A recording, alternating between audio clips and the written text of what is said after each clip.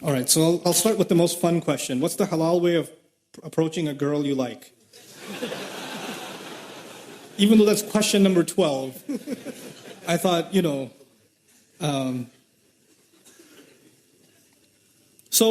this is more complicated. We've made it more complicated than the Sahaba. So the Sahaba were simple people, and they came from a very rebellious society, where men and women did all kinds of things and nobody cared. And then Islam came. And I want to give you some background here. In Medina, when the Sahaba migrated, the Muhajirun were bankrupt nearly, right? They left everything behind.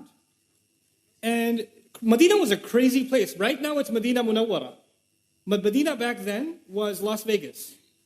It was bad. When the Prophet went there, it was not a good place. Okay, you have to understand, it was a crazy, crazy society. For instance, one of the most common industries in the city of Medina was prostitution. When the Prophet moved there, and the women there were brothels, like prostitution houses, they used to have flags outside their house, that this is a place you can come for those kinds of things. And a companion comes to the Prophet and says, Ya Rasulullah, there's a woman, because he doesn't make any money, he's a muhajir. There's a woman, she makes good money, I'd like to marry her. And what does she do? Oh, well, she's in the... You know what I'm saying? I'm not going to spell it out. And you know why I'm telling you this? Because Sahaba didn't even know that's a bad thing yet. They were also learning, weren't they? They didn't become angels overnight. They were being developed. And so he doesn't even think. And imagine you come to Rasulullah and ask this question. Can you imagine somebody coming to an imam today and saying, hey, so I'm thinking about the next janazah would be of the sheikh. Like, it would be... And then the ayat came, no, you cannot marry those kinds of women in Surah An-Nur. Like, revelation came to teach Sahaba and teach the believers, look, those are not the kinds of people you want to marry. They are their own. Don't mix with them. Like Ibn Ashur says, rahmahullah, in his tafsir, that ayah is referring to professional prostitutes, that the zani will not marry a zani is referring to them, because the question was actually raised. I wanted to bring this up to you because for them, you would think that, if the Sahabi saw a woman from a mile away, he went the other way and made istighfar the whole night. No, it wasn't like that. They interacted with each other, they talked to each other, they worked with each other, they were in business partnerships. All kinds of interactions happened between men and women, but with principles. It was respectful, it was dignified. And when a companion, when somebody liked somebody else, you know what they did? Here's the astaghfirullah part. Here's what they did. Hey, I like you. Want to get married? And she'd say, maybe, talk to my dad. He'd say, okay. And then you go to the dad and say, hey, I like your daughter. And I talked to her, she's not entirely opposed to the idea. Is it cool? And he says, let me talk to my daughter. How this happens today in London is you go to a girl, respectfully, hey, we worked together for 3 years. Would you consider marrying me? And she's like, And maybe she says, please don't talk to my dad, he'll kill me. Because if you talk to my dad, he'll say, this is why you go to work? This is why we sent you to uni? Like, you fathers, I have 4 daughters. Listen, those of you that are fathers, that have daughters, you sent your daughters to university. You brought your daughters to this country. You made them live here. You took them outside in society. You made that decision. And when somebody a Muslim likes them, that's a good thing. How are they going to get married sitting at home? Who's going to like them? So when somebody approaches them in a respectful way, you should not say, oh my God, the day has come, astaghfirullah. Ye din bhi dekhne the, oh, tawbah, tawbah. What a humiliation. Now we have to go take you back into Bangladesh and hide you in a village somewhere because some guy likes you. Astaghfirullah. And there's somebody's doing ruqyah on her, and calm down. It's okay. Somebody likes your daughter, that's a good thing. Now you go and investigate, find out. It's completely fine. The only rishta mentioned in the Quran, the only approach mentioned in the Quran is that of Musa alayhi salam in Madian. He was by himself. Musa was by himself. And these girls were by themselves working outside. And he went up to them and helped them out. And the girl said, he's kind of nice. And she went back to her dad and said, hire him. Which means, come on, dad. You know. And that happened. And the girl said, I like the guy. That's actually what happened in the story of Musa. Musa didn't propose. The girl proposed. And the father can't propose unless he has the approval of his daughter. So it's okay for your girls to say, Dad, there's this guy, this brother at the MSA, yeah? He's a Thursday halakah. It's really good. You should come. Your daughter's telling you something. It's okay. Go attend the halakah. It's okay. Find out. Don't complicate this. There's nothing indignified about that. Don't go date a girl now. And don't take, Noman gave a lecture, I'm going to take you out to dinner. No. Not that either. But can you have respectful interaction with someone you're interested in for marriage? Absolutely. Absolutely. Nothing wrong with that. Can you take your time to understand each other's likes and dislikes? Yes, it's fine. Respectful courtship is okay. With parental guidance, in dignified fashion, there's nothing wrong with it. So what happens is we have two extremes. We have people that are more conservative than the Sahaba. And then we have people that are more liberal than liberals. Okay? And Islam is right in between. It's a natural way. It's a completely natural way. Okay?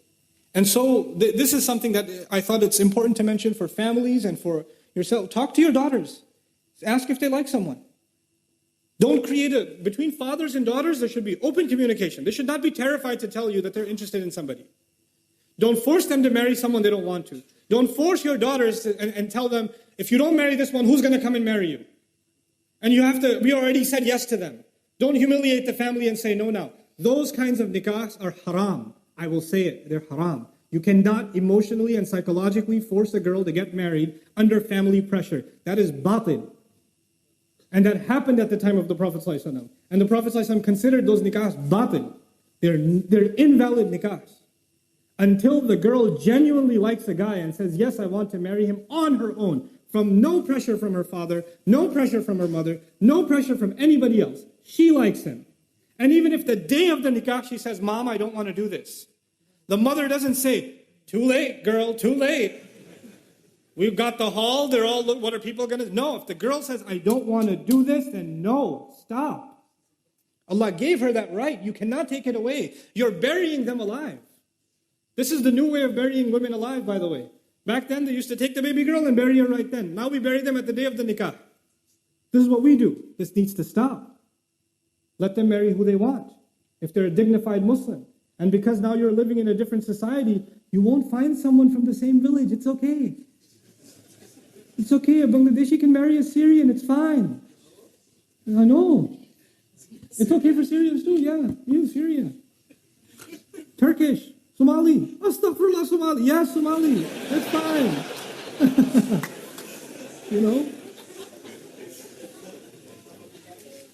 Musa alayhi salam is an Arab.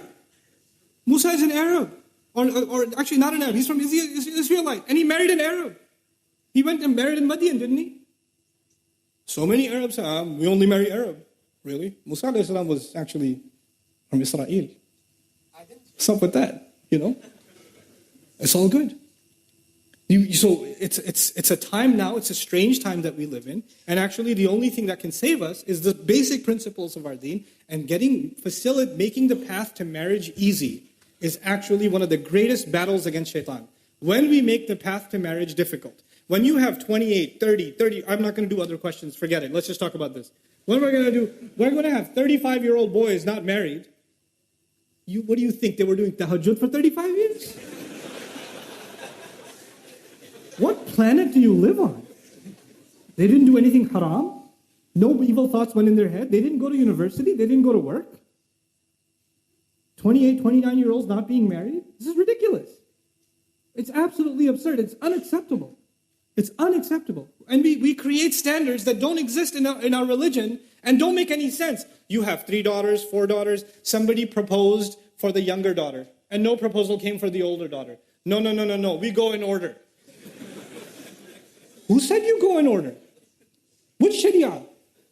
If there's a good blessing that came to your home for whichever age, why would you deny it? What will people say? What will Allah say when you explain yourself to him and say, I deprived my daughter of a good nikah because it wasn't in order? What will you say to Allah? You tell me that. What are you going to do? Ridiculous. This nonsense needs to stop. Marriage needs to be made easy. And the guy's side, because Hindu tradition says the guy is the gift, so the girl's side has to give him gifts. Islam came and said the man has to give what? Mahar. The man has to give a gift. The woman is a gift to the family. And now we do in Pakistan, India, Bangladesh, Southeast Asia. No. We don't want jahez. We don't want gifts from the girl's side, but there should be something. At least a fridge. You know? That is the opposite of what Allah commanded. That is the opposite of what Allah commanded. You're not only disobeying Allah, you're reversing what Allah said. Asking to pay, to be gifted because you're the girl, you know, the guy's side?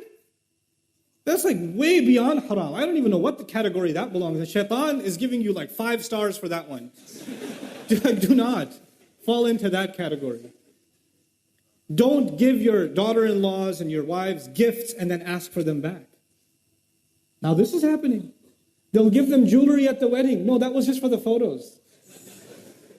Really? Allah Azza wa Jalla will describe this. You know, لا تأخذوا منه شيئا أتأخذونه بهتانا وإثما مبينا. Don't take a single thing from the spouse that you've given to them. Are you taking a huge accusation against your own self and taking clear sin on yourself? When you agree to a mahar. You know, nowadays the fashion is they don't discuss the mahar until the day of the nikah or the minute of the nikah. Before then, when the mahar comes up, they say, oh, it's family, it's okay, we'll work it out, it's okay. And then the time comes, and then the girl's side says 50,000.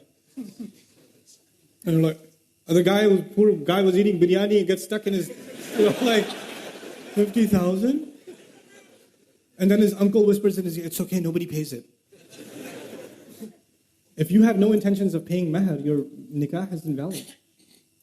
If you have intentions of asking your wife to forgive the mahar, you're committing a grave sin. You can't even ask for a discount. You cannot, you're not allowed. You can't give it when, you decide. She decides when it's given. That's her right. That's what validates the marriage. Don't agree to a mahar you can't afford. Don't agree to a mahar you have no intention of paying. Don't agree to a mahar that you intend to get forgiven. Oh, if you loved me, you would have forgiven it. Why does money have to prove that I love you? Because it's mahar. And because you can't use that kind of language. فَإِن طِبْنَ لَكُمْ عَنْ نَفْسٍ مِّنْهُ شَيْئًا. If they, out of their own free will, out of the goodness of their own heart, decide to give you some of it, like you gave the 1,000 for the month to her of the mahar, and she says, here's £2, get yourself an ice cream. That's up to her. She wants to do that, she can do that. But you cannot. That's not your money. That is not your money. These things, why am I highlighting these random things? These are the things that we have introduced into the institution of marriage, making marriage difficult. And when you make marriage difficult, the door to zina is wide open. The door to corruption is wide open. It's unnatural to think that an 18-year-old, 19, 20-year-old guy, girl are going to be in university and they're going to be there for 5-6 years and not develop any emotional attachments. And then for them to randomly marry a cousin back in Lahore.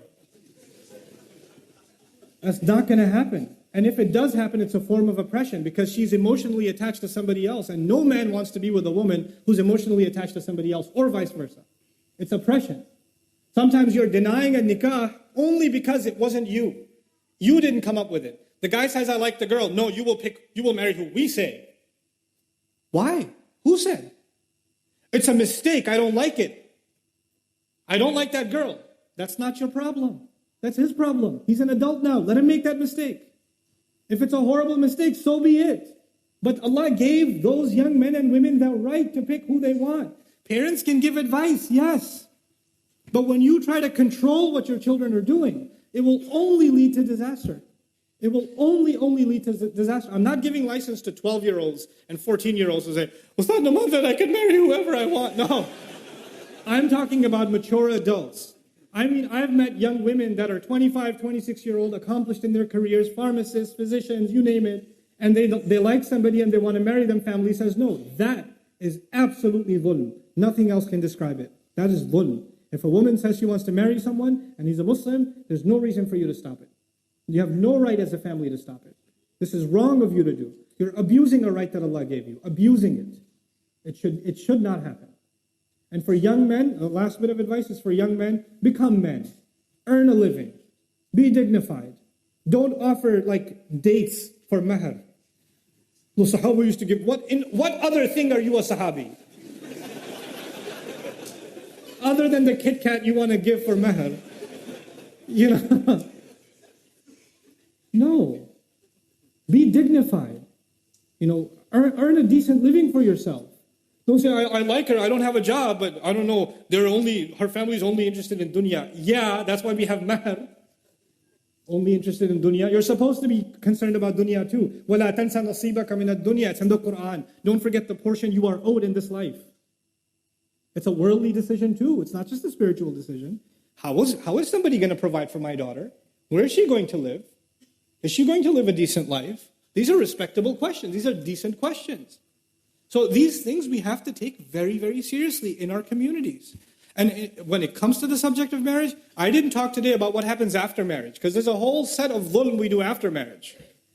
That for another time. I'll yell at you another time. But right now, let's just fix the institution itself. Let's make marriage easy for our young people, especially the ones that are ready and capable. You know, مَنِ اسْتَطَاعَ مِنْكُمُ الْبَاءَةَ فَلْيَتَزَوَّجْ. Whoever among you is capable, let them get married. If capability is there, no other barrier should be there. And for those of you that will find this controversial, it's okay. I'm leaving here anyway soon, so that you deal with it and troll me on online. So I'll tell you, if your son wants to marry somebody who just took shahada yesterday, right? Or the girl wants to marry a guy who just became Muslim a week ago or something. And then you say, well, he only became Muslim because he wants to marry the girl. It's not a real shahada. Who decides what a real shahada is? Who decides? Can you tell why something happens? When Osama, the famous narration of Osama came, that he was about to kill someone in battle. In battle, he's about to kill someone. And the guy falls. The enemy loses his sword. And he's about to strike him down. And he says, Ashhadu an la ilaha illallah wa ashhadu anna Muhammad Rasulullah. He took shahada. Became Muslim.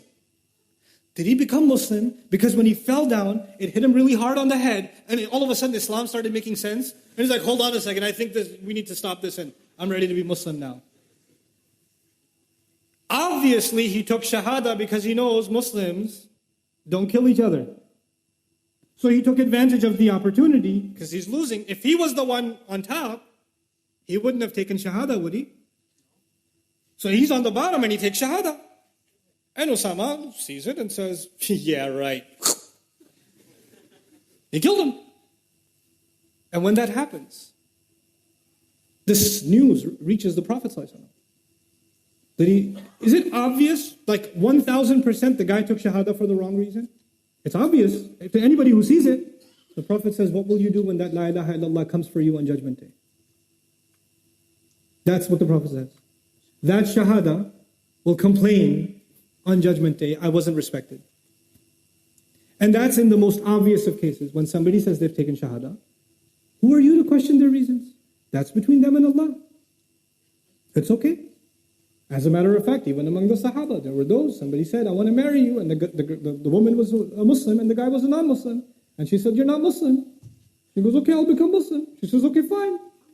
And he became Muslim, and they got married. Done. But you could say, astaghfirullah, he took shahada for a woman. Yeah, but the Prophet was okay with it. Why do you have a problem with it? The sunnah is okay. You're more Sunni than the sunnah.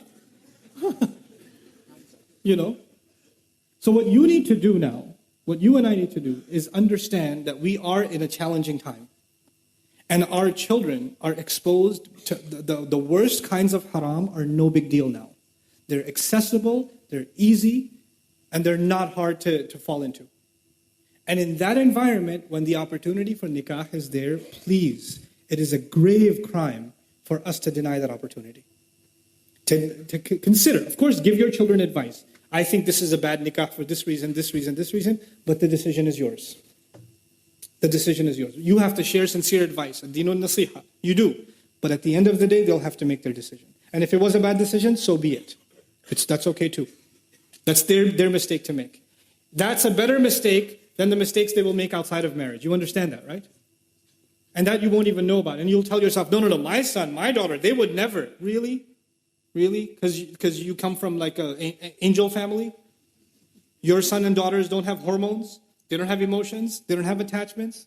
They don't have obsessions? They don't have temptations? They do. Don't be deluded into thinking he's a good boy though, he prays. Yeah, what is prayer going to do? What is prayer? If you say, Inna salata tanha anil fahsha'i wal munkar, that works to an extent. But Allah created us with a fitrah. You're denying that fitrah. So I know I went on a rant, but I felt like I had to do it. May Allah Azza wa Jal make marriages easy for our community and bless the marriages that are happening. May Allah Azza wa Jal give the husbands the strength of character and the understanding to be good husbands, and the wives the kind of commitment, loyalty, and understanding to be good wives, and thus raise wonderful families. Barakallahu li wa lakum. That's the end of the question.